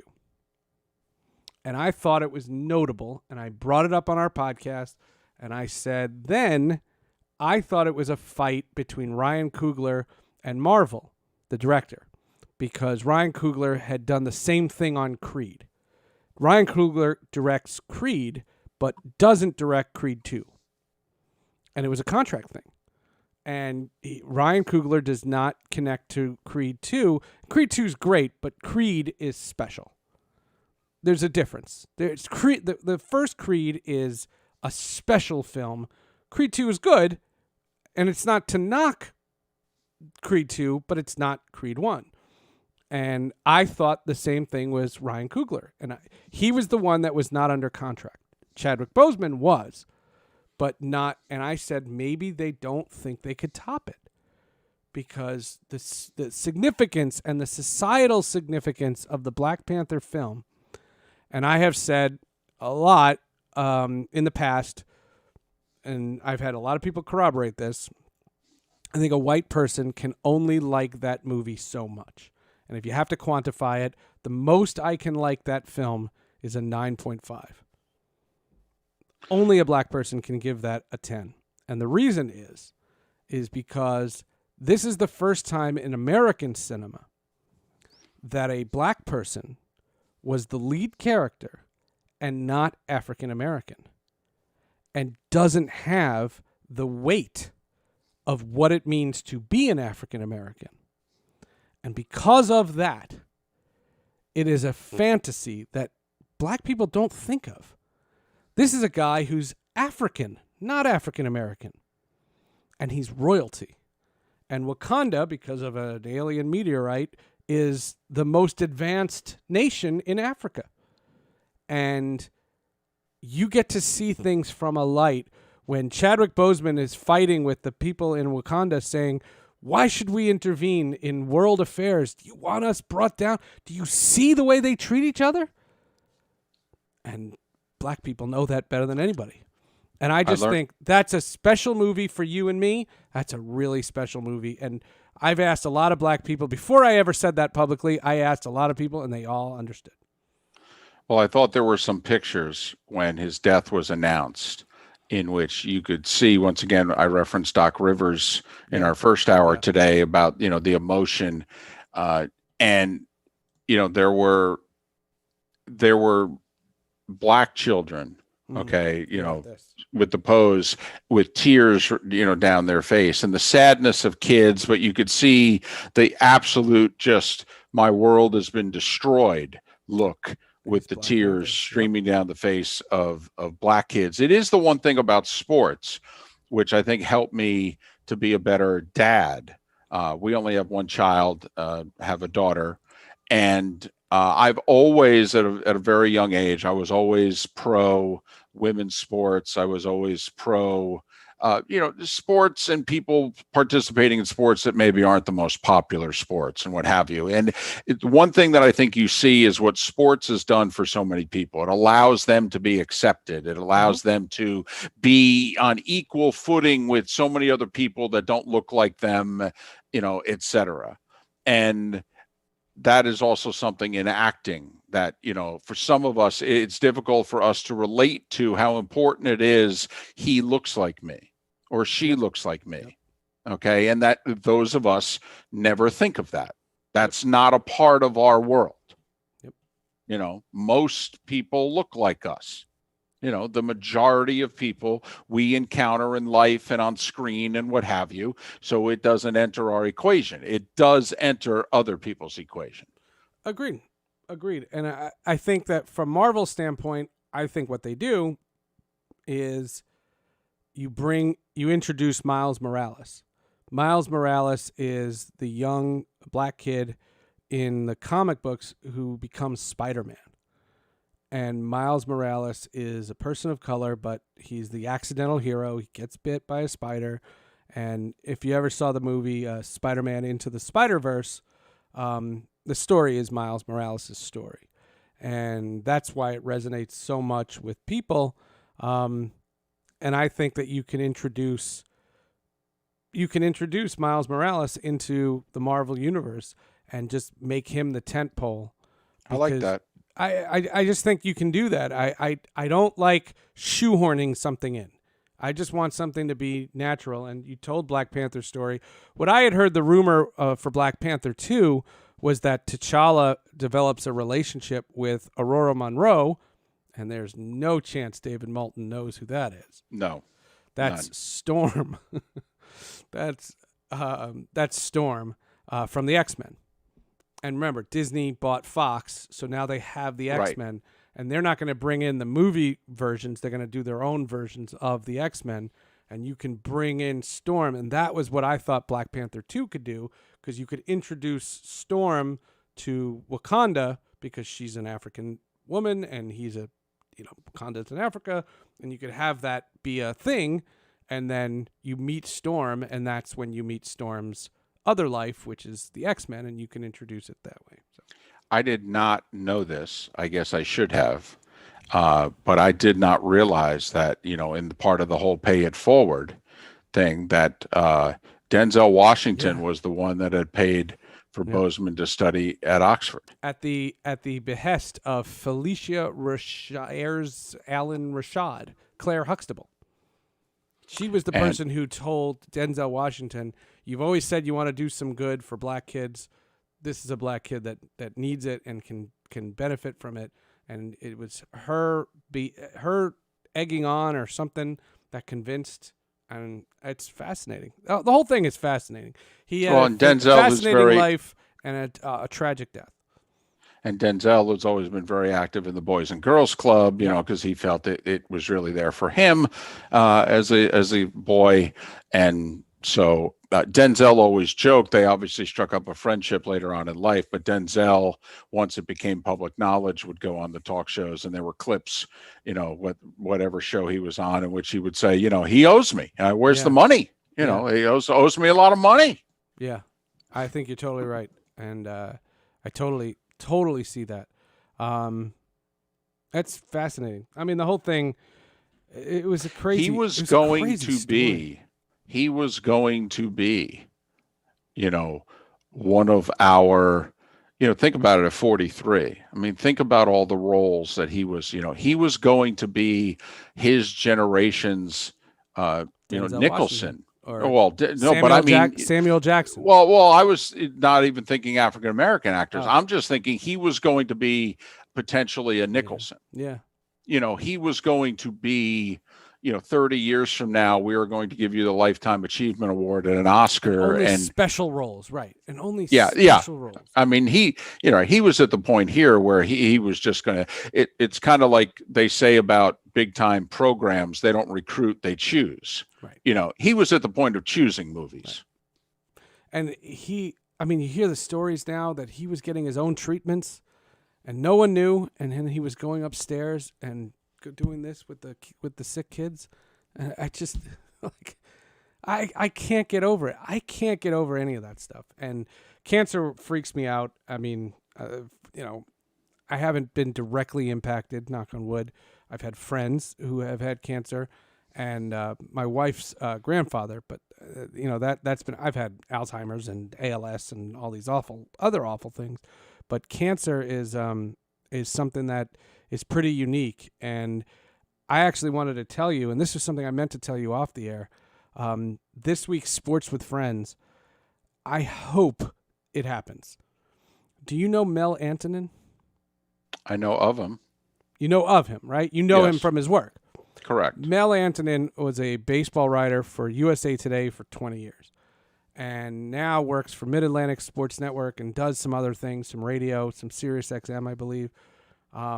And last year, he got cancer. And it was pretty bad. And don't ask me what kind, because I don't know. I'm sure you could look it up, but I don't know. And he had cancer. And I didn't know he had cancer until he had beaten it. He was very private about his initial run with cancer. And maybe I was ignorant, because I don't go on I don't go on Facebook that much. I do Twitter a lot. I don't go on Facebook that much. And he beat it.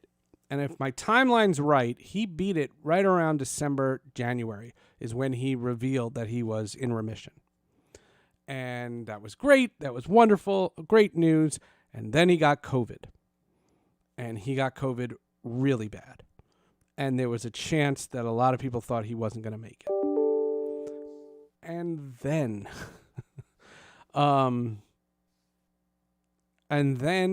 it became, he beat COVID, and he started doing some media. This was like in April or May, that he went on a couple of radio shows and said that he went from cancer treatments to COVID treatments, and like, what a year it's been. Right. And now his cancer's back. Oh, wow. Well, I know that I'm a little concerned because they say to me, even though I feel great, I'm down 55 pounds from when I was when I got cancer, the whole deal. But, they say you're more susceptible to COVID and a few other things, and you're going to be for a little while. You just are. Trust me, your red and your white blood cell count are back to normal. I'm just telling you, you're more susceptible. You need to be careful. And I'm like, well, I'm going to wear a mask. I'm going to socially distance, but, I am going to get on about 60, 70 flights here. I don't, Yeah. Although supposedly flying, the air quality on a flight is actually improved. Tremendous. Yeah, it's much better than your house. I've heard. So, okay. I've heard. All right. We'll take a shot here. Well, but yeah, his immune system has just got to be the nothing. ringer. Yeah. So anyway, I'll wrap the story up because I do want to get to your travel, and that's my pretty much travel. I'm interested. I'm very interested. So Mel Antonin put up an announcement that his wife wrote. He wasn't even strong enough to write it. His wife wrote it on his page or whatever, that his cancer had been back and it's more serious this time, and prayers. Just asking for prayers. And his birthday was Thursday. So I sent him a private message because I think it's corny. No offense to anybody in my Facebook circles, but I think it's corny to write on your wall, happy birthday. Like, that's corny. If I like you, I send you a message and I wish you a happy birthday privately. And I sent him a private message, and all I wrote was, happy birthday, man. I'm praying for you. That's all I said. He wrote me back and says, by the way, I noticed something checking social media while I was in the hospital getting my treatment. He said, you have 260 episodes of a podcast called Sports with Friends, and I haven't been on once? And I was like, I guess you're feeling all right.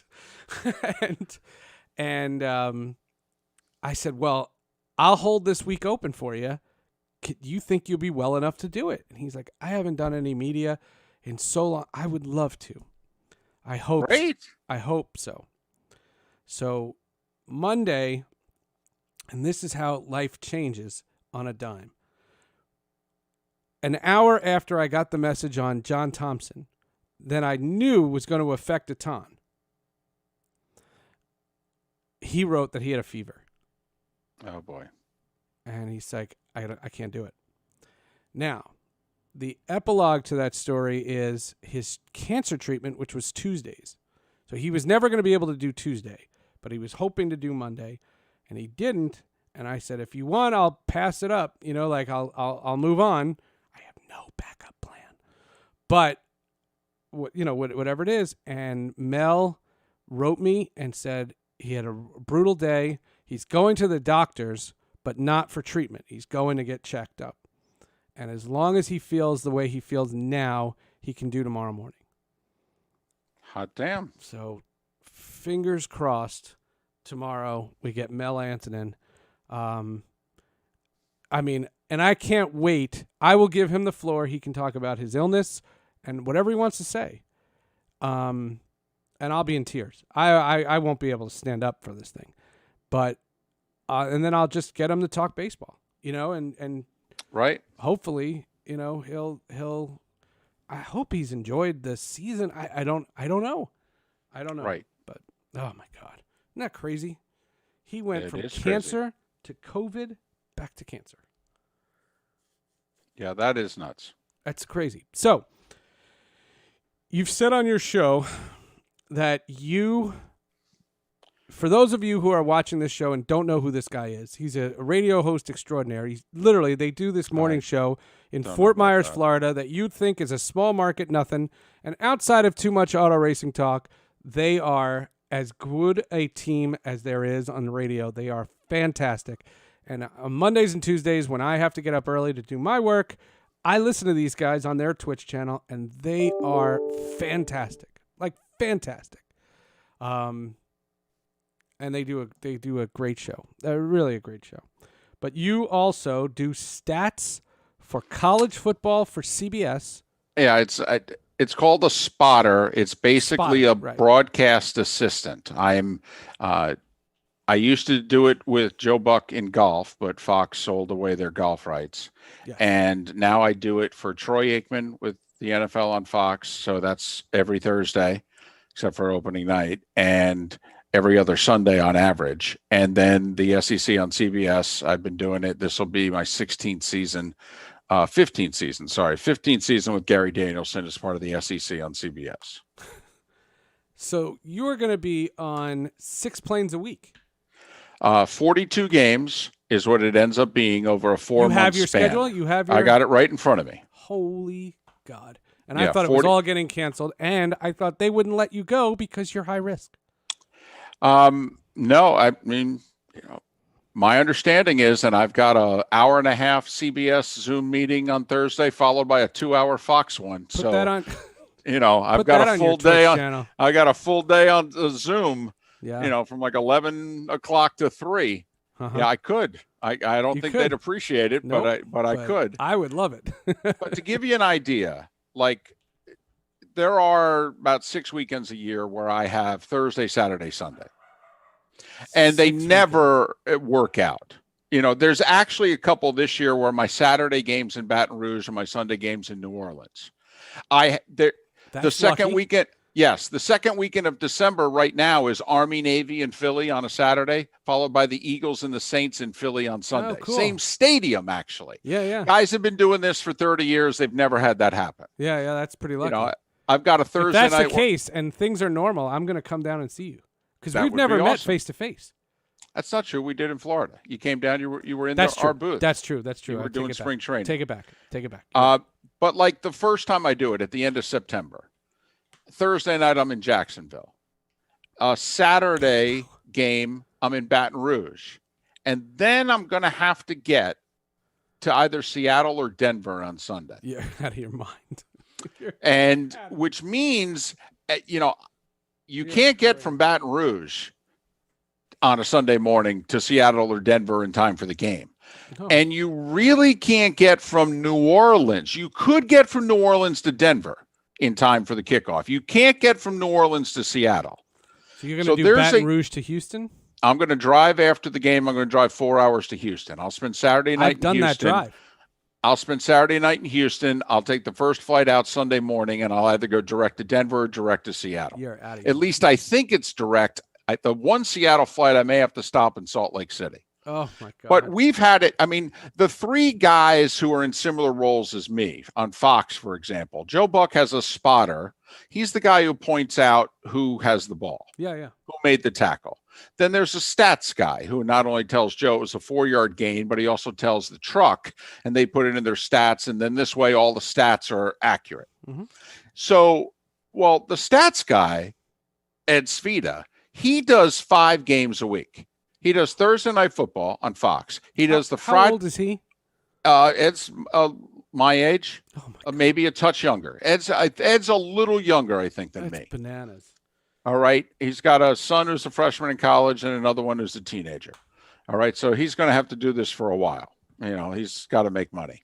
But so he does Thursday night Fox, NFL on Fox. He does the Friday high school package on ESPN2 or U or whatever it's on. Oh, my God. Then he does the Saturday. That means it's in small towns. Oh, Piscataway. And absolutely. Piscataway. It's not it's in the middle of Texas. Well, it could be. Could be in Abilene. Absolutely. It was Piscataway. So then on Saturday, he'll have a college football game, oftentimes at night. Oh, my God. and on the ABC ESPN family of networks. Then he's got to get up Sunday morning and get to our NFL game on Fox. And then he does stats for Monday Night Football. Oh, my goodness. So he's got 5 games over 5 days in 5 different locations, by the way, on 3 different networks. Yeah. Which is my favorite. And I don't understand how I don't understand how CBS lets you do Fox. Well, I don't understand. But we're not salaried employees. We all get paid by the game, which is why there's an incentive for us to make every game. It's because otherwise we don't get paid. And I mean, if we all know the Wally Pipp story in sports, of course. Nothing can Wally Pipp you more in our industry than missing a broadcast. Of course. I mean, even the biggest name guys will not let anybody fill their chair one time. Oh, no. Trust me. Ain't happening. I fight with my wife all the time about that. Yep. Because she'll say, you have to do that show? And I'll go, yeah. Yeah. And you go, what if you don't? And you go, they're not going to call back. Exactly. They're going to find somebody else. Yep. Took me 4 years to say no to Sirius XM. Okay. I said no about a show. Took 4 years. Wow. I went to Mike Piazza's game on Yom Kippur, and I pissed my parents off big time because I was working for MLB, and it was the first game, back, at Shea Stadium after 9/11, the Piazza game, and I should not have been there. And they were like, and I'm like, I have to go. It's a big game. And they're like, why do you have to go? Why can't somebody else go? And you're right. Invite me back. I totally That's understand. how it works. I totally understand. So that's, for example, that's first trifecta, if you know what I mean. But we may see one another. The Jets host a Thursday night game October 1st against Denver. Okay. All right. And, by sometime on Saturday, I've got to be either at A&M at Auburn or A&M at Alabama. Well, I either have to get to Tuscaloosa or I've got to get to Athens. But either way, Seth, I'm driving to Atlanta, or I'm flying to Atlanta and I'm driving. So it's not that bad. It's Newark to Atlanta, and then it's either a 90-minute car drive or a 3-hour ride. That's all. But do you have any concerns that you're going to hotspots, like you're going to college campuses?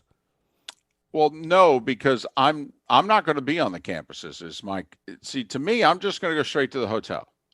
I'm going to stay in the hotel 3 hours before kickoff. We leave to go to the stadium. We go straight to the stadium. I am literally, we're lucky, Seth. We get to pull right up to the stadium. Okay. So we get out of the car. Your contact with these people are so minimal. Right. You'll have a mask. And also there may be no fans at these games. Right. All right. I mean, so, and we get there early enough where, college fans are not as close to the stadium as NFL fans are 3 hours before kickoff. Right. They're doing their tailgating just a little further away. Somewhere. Right. The pro parking lots are big enough to house everybody. College is not like that. These are 80, 90,000 seat stadiums in small towns in which parking is in 38 different places. Yep. So right around the stadium's not quite as awful as it is an NFL stadium. Ugh. And in those in NFL, we're lucky. We get taken right to the bowels of the stadium. In most cases, there's not going to be anybody there. We're going to go straight up to the bowels. I know the bowels. Right. I understand. But boom. So no, I'm not as nervous. And commercial air, you're not concerned. Well, the fact that I know, I feel it, that the airline on the flight, I'm not concerned about the airlines. I'm more concerned about the passengers. Of course. Okay, well, no, but I mean, a lot of people, I think initially were just concerned about the airline. No, they're trying. Look, I think hotels are trying too, but you don't know where all the people are. Well, you don't know who's going to be sitting next to you. You don't know who's going to be. I understand that. Well, first off, most of the airlines, and at least 2 of the 3 airlines that I fly, say that they're not going to have anybody in a middle seat. So, okay, well, that's a good place to start. Number 1. Number 2, they're all requiring you to wear masks. Well, Seth, I live in a state in which, there's not a mandate. And even grocery stores and places of business that say you cannot come in without a mask, half the people walking in don't have masks, and they're not being kicked out. So I actually feel safer going on a plane than I do where I live. Okay. where, quite frankly, wearing a mask is optional. Whereas at least when I'm traveling, it's mandatory. Okay. I will say, Listen, though, my understanding is my that, admiration has no limits. I appreciate what you're doing. I know where your brain is. I know all that. I am just nervous for you. That's all. and believe me, my wife. I asked my wife. I You was told her. home. You said say I'm gone, and I'll divorce you right now. Yes, yeah. And I was home 3 weeks from the hospital after having my kidney removed for cancer. And I looked right at her and said, "Are you okay with me working? And if you're not, I'll take the year off." And I will say, I feel comfortable enough. I mean, Gary Danielson and I are friends. Yep. Okay. Troy and I are friendly, but they're very good, loyal guys. Okay. You're saying if you did it, if you said if I I need said a year, I got to take this year off, I think they would save my position for me in 2021. I really do. I know they would. I know Gary would. I'm surprised that they are not wanting a younger person, like just going along COVID logic, that they would not say, "Listen, man, you've had cancer, you have, Well, yeah, but the funny thing is, Troy and I are the same age, and Joe's only 3 years younger. I just look like hell. They look great. No. You look at me and you go, "Oh my goodness." Especially now, I didn't shave. I got the gray. I mean, I'll look much younger. Next time we do this, I'll look 10 years younger. Every time you say Joe Buck, I think of Brockmire. I know. I know. And now every time I see Bob Costas, and he's been on my podcast and stuff, all I think about is when Brockmire tells him that he planted the pink eye at the Olympics.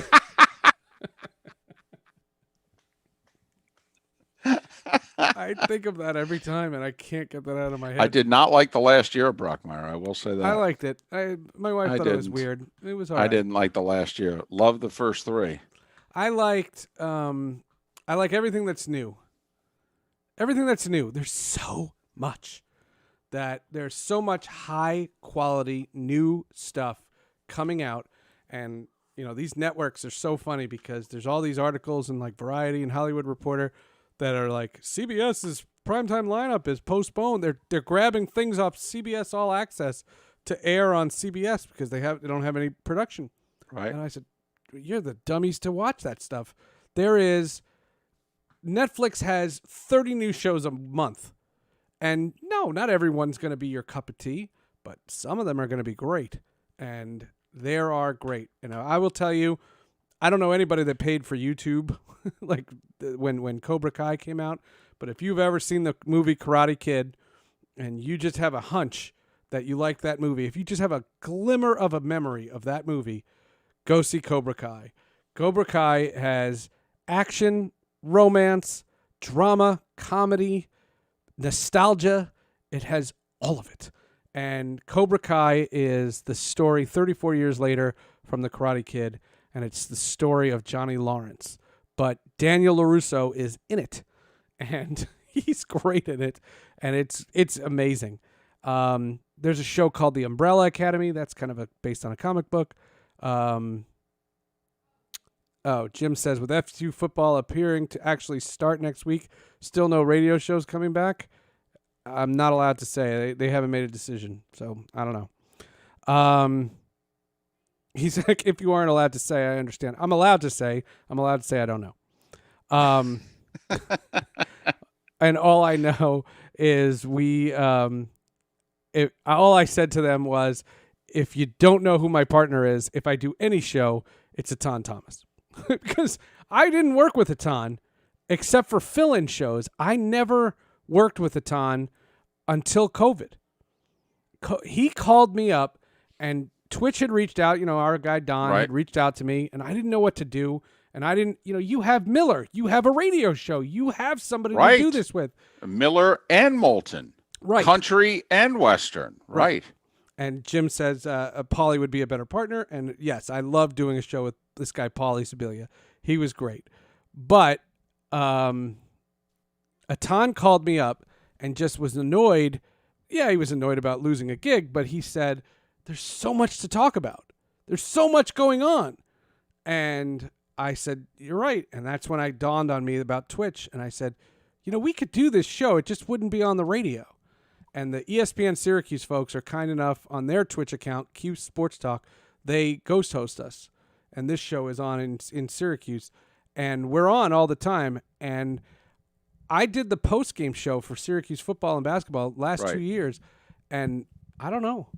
And I don't think I'm going to do football because they're not going to sell any remotes.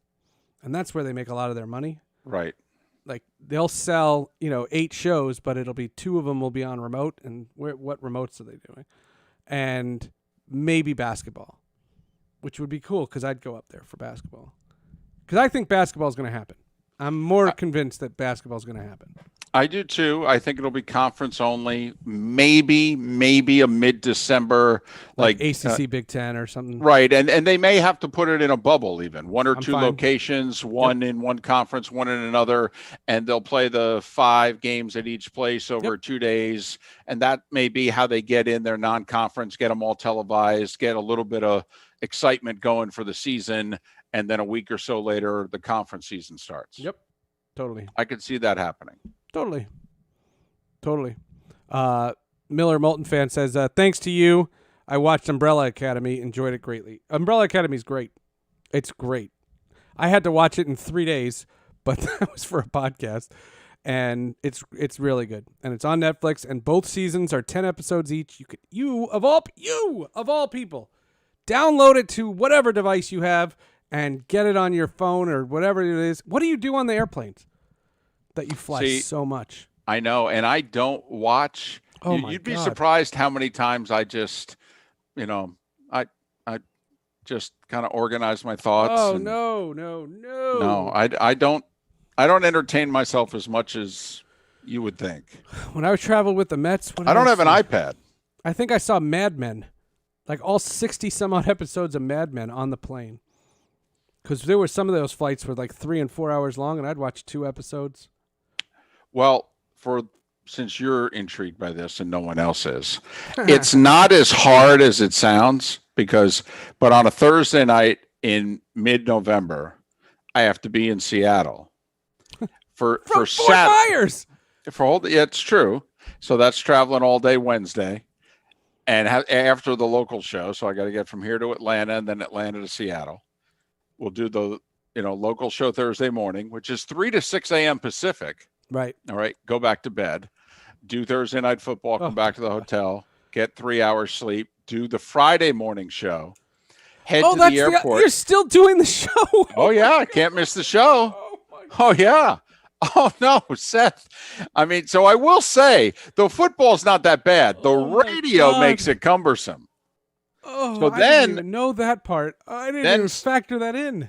Then Saturday I have to be in Auburn, and that's 100 miles southwest of Atlanta. So I'll go from Seattle to Atlanta on Friday, do the college game Saturday. We'll stay overnight in Atlanta, and then fly to Minneapolis Sunday for the Cowboys-Vikings on the Sunday before Thanksgiving. I hope – I would love this chart. Just take a picture of your chart. I just would love to follow it. Andrew says, with season 2 of The Boys going live Friday, you and David need to break down season 1. You didn't see The Boys. No way. No. That's a great show. That is a knockoff of the Justice League. That is, the Justice League are the heroes, but they're not good. And they're dark. And the boys are this group of mercenaries that it's their job to take them down. And the cast is amazing. And this season 2, there's a new hero, and it's Aya Cash. I hope I'm saying her name right. And she was the girl on that show, You're the Worst, which is a great show. And she's adorable. And she's gonna be on The Boys, and it comes out on the 4th, and we're gonna review it because supposedly it doesn't all come out at once. Oh, I don't know. It's Amazon Prime, so it might. I don't know. But gotcha. That's our plan. And we have, for the Hall of Justice, oh my God, this Chadwick Boseman threw the whole podcast out for a loop because there's this really great young comedian a guy by the name of Eddie Pence. And I'm saying his name because all you folks, go get this special. It's on iTunes. Eddie Pence is a stand-up, and he does a bunch of podcasts. He works for Entercom. He does the radio.com podcast. Okay. And he also does the Ralph Garman podcast. It's called The Ralph Report, and it's a Patreon show that you have to pay like $3 a month for it. I eagerly. It's the best $3 I've spent. It's the best podcast in existence. And I own two, and it's better than mine by a long shot. And Ralph, his sidekick is this guy, Eddie. And 2 years ago, Eddie started a crowd, like a GoFundMe or something like that, to raise money to hire a crew to go to Washington, D.C., where he grew up, and record a comedy special. And he recorded this comedy special just based on this GoFundMe. And he has the comedy special, and all summer, on the pandemic didn't help, he's been selling this thing to like Netflix or Amazon or any of this and this and this. And he found a company, and he found a distributor, and it's out on iTunes today. And we were going to put him on the Hall of Justice because he's a huge Star Wars nut, and like that was going to be his thing. And I was trying to help him out because he's on this great podcast. And Chadwick Boseman died. And now I can't put Eddie Pence on. No, not this week. So this week is Chadwick Boseman. Okay. Then, and I have something to play. I'm going to play something to end this show in a couple of minutes that it's very, very sweet. Not about Chadwick Boseman, but next week is episode 200. Eddie Pence can't be episode 200. Okay, so now Eddie's the third week of September. He just went to 201, and his special will have been out for 3 weeks by then, and there's nothing I can do. There's nothing I can do. And Warner Brothers offered me this guy, Brett Dalton, who was on Agents of S.H.I.E.L.D. They said, hey, 6 o'clock, can you interview Brett Dalton for your podcast? I said, it's not going to air for a month.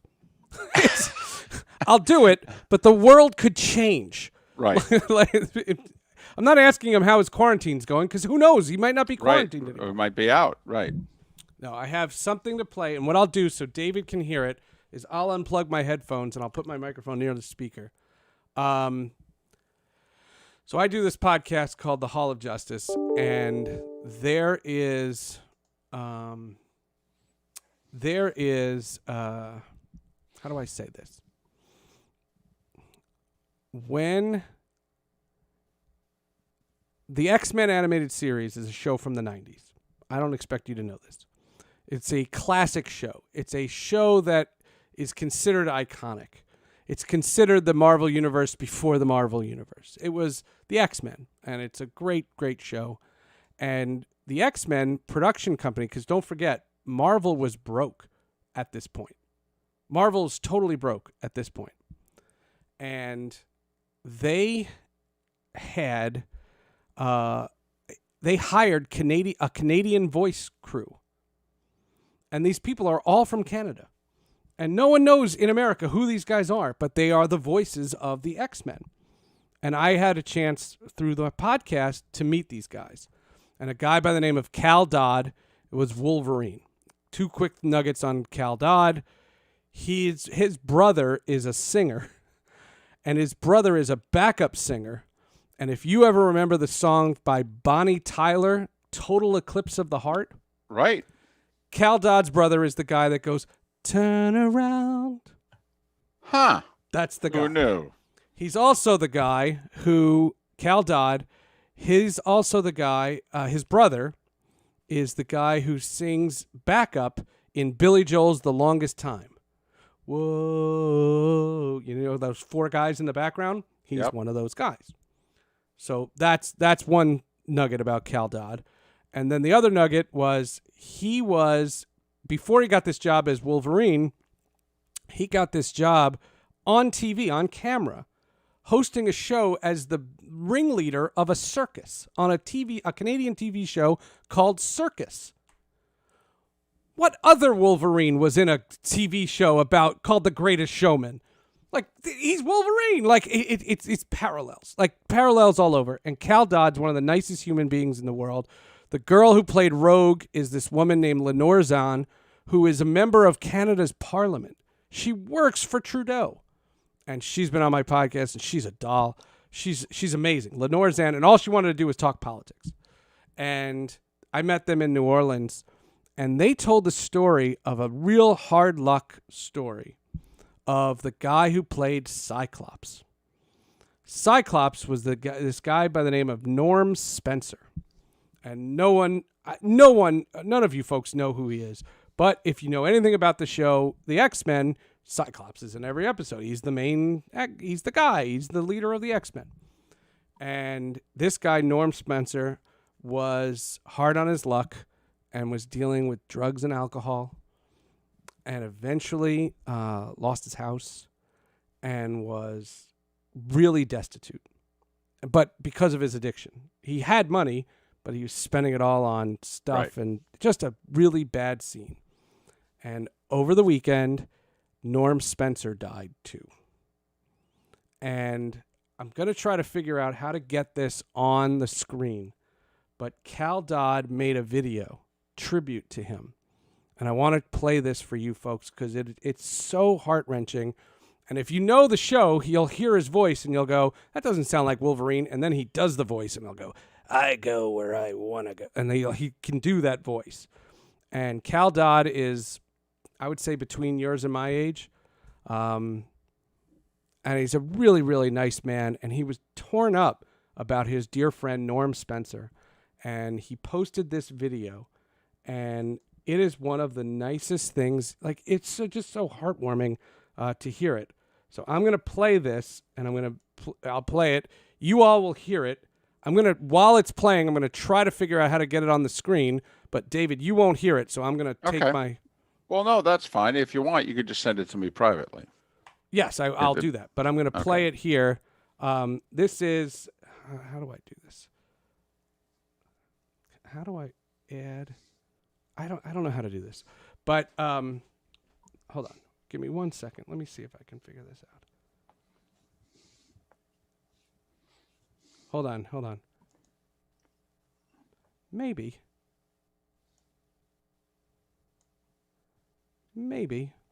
This may work. I don't know. See, Miller, he does this, you talk. Exactly. But I do this. So right. I'm guessing your audience is used to this. No, this is not the first time. Hold on. Right, exactly. You're going, oh, hold on, guys. Wait a second. I don't know. Oh, wait.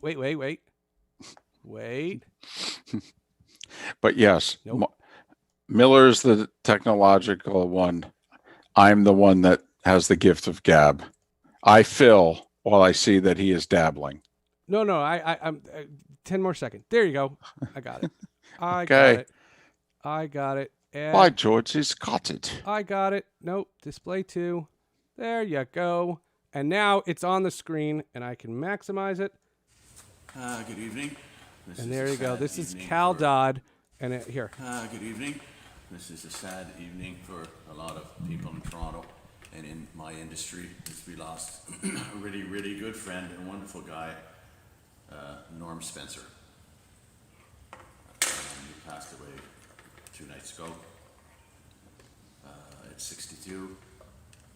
And he's free, finally, now. He was a character, very funny guy, the best Johnny Carson I've ever heard. And he was just going through some rough times. And he played Cyclops in the X-Men, the animated series from 92 to 97 that I was in as well. I was Wolverine, he was Cyclops, and we never saw eye to eye on anything. Because I was always right, and he thought he was Mr. Bossman. Well, he was teacher's pet. But anyway, he was a funny guy. And so one day he called me about 1.5 years ago, and he said he was driving in his car, and he listened to the radio, and he heard this great song that he loved, And he said, I don't know, something about the sea or something. And he said, but I thought it was Bobby Darin, or, you know, and then when it ended, they said, and that was Cal Dodd. And he said, what? What? So he said, so I called you. He said, I have to call you because you're a talented dude, he said to me, gracefully. And he said, yeah, I never knew you sing like that. I said, well, how did you think I sang, Norm? Like Wolverine? Yeah, right, yeah, say like that. Anyway, he laughed. We both laughed. We did that a lot when we were together. So I thought I would do this for him because this is a song that he liked and he was listening to in his car that year and a half ago. Okay? So, sail on, sailor, Norm, Spencer. Loved you, buddy. We'll see you anon. And this is for you.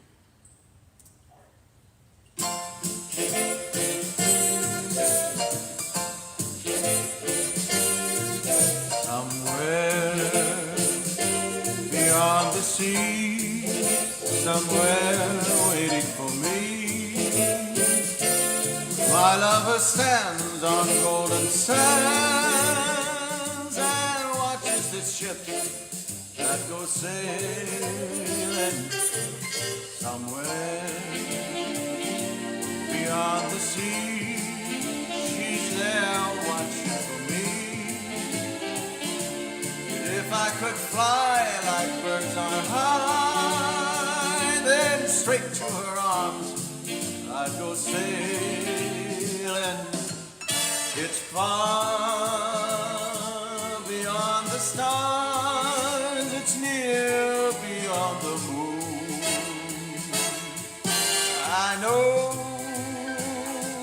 beyond a doubt my heart will lead me there soon. We'll be beyond the shore, we'll kiss just as before. Happy we'll be beyond the sea, and never again I'll go sailing. Oh!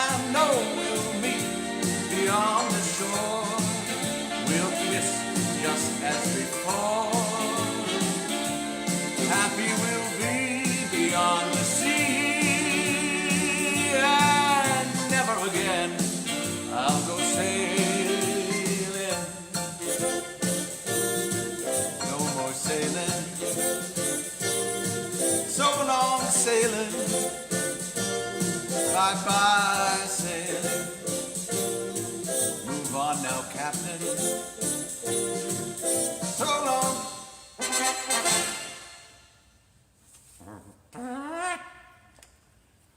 There you go, Norm. I loved you, buddy.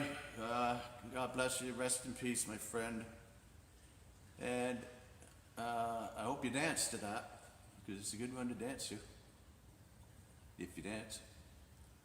And if you get the chance, I hope you dance. Okay, folks, I will see you tomorrow, okay? Bye. Hug the one you're with. Hug the one you love. Hug the ones you love. Every other second.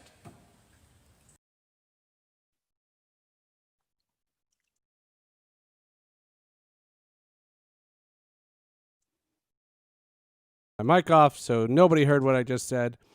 But I just hope people got a chance to I don't know, see just what a guy. He's not doing that for clicks. He's not doing that for money. He's not doing anything. He's literally just misses his friend, and he made that video. I thought that was really, really heartfelt and nice.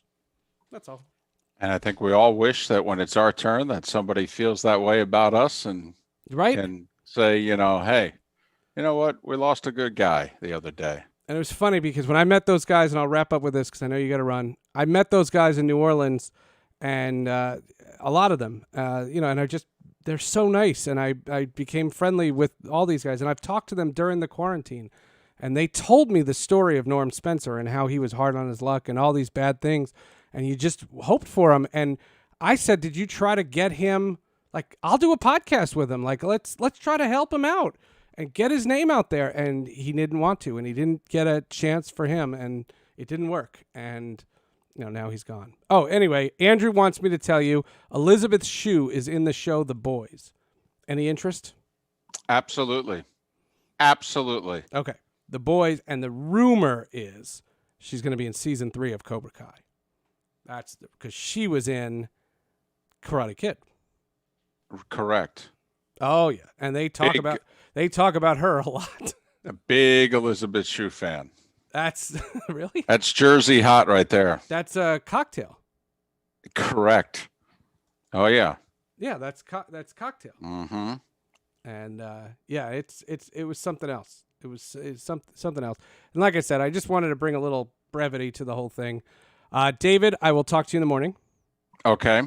Right? That's Wednesday. Absolutely. Tomorrow's your day on our show. That's thank you. I'm not going to ask this of you again until I'm free Tuesdays. February. For Tuesdays are the one day I know I'm in town. Yeah, but you gotta rest, I could do this on a Tuesday. No, you're not coming on Twitch after you've done all of that. No. I listen, it doesn't start until Wednesday sometime. If you ever need me on a Tuesday, I might be available to pinch hit on a Tuesday.